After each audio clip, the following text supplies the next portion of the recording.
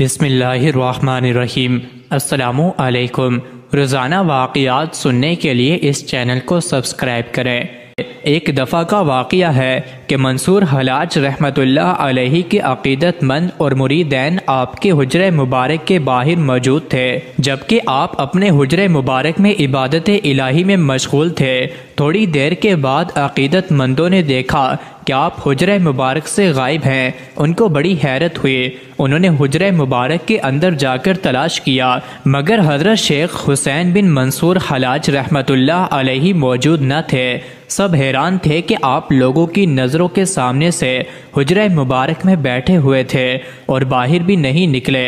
حجرہ مبارک کے اندر سے کس طرح غائب ہو گئے، اور پھر کسی نے آپ کو کہیں جاتے ہوئے بھی نہیں دیکھا، جبکہ سب کی توجہ آپ کے حجرہ اقدس ہی کی طرف تھی۔ ابھی سب لوگ اسی سوچ و بچار میں تھے کہ اچانک حضرت حسین بن منصور حلاج رحمت اللہ علیہ ایک شیر پر سوار تشریف لے آئے۔ قریب پہنچ کر آپ شیر سے نیچے اترے اور اس کو مخاطب کرتے ہوئے فرمایا کہ اب تم چلے جاؤ۔ شیر نے آپ کی طرف دیکھا اور سر جھکا کر ایک طرف کو چل دیا۔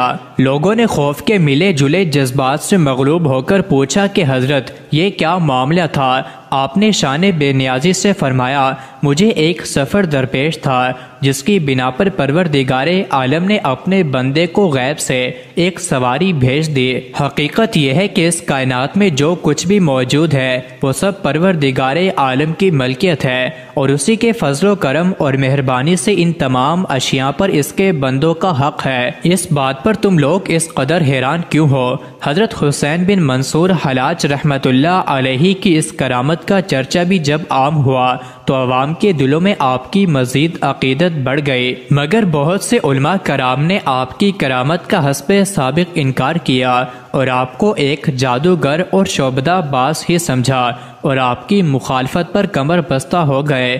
ابتدا اسلام میں جو شخص اسلام لاتا تو اس کو مخفی رکھتا، لیکن جب مسلمانوں کی تعداد 39 ہو گئی تو ابو بکر رضی اللہ عنہ کے کہنے پر آپ صلی اللہ علیہ وآلہ وسلم نے کھلم کھلا تبلیغ کی اجازت دے دی۔ ایک روز آپ صلی اللہ علیہ وآلہ وسلم سب حضرات کو لے کر مسجد حرام میں تشریف لائے۔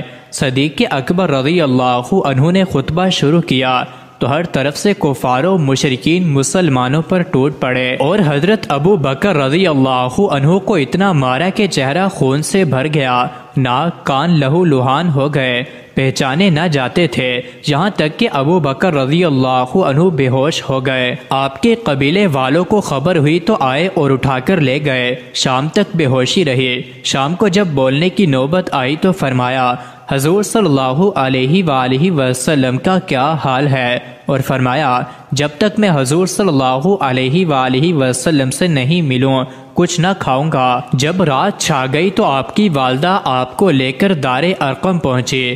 حضرت ابو بکر رضی اللہ عنہ حضور صلی اللہ علیہ وآلہ وسلم سے لپٹ گئے۔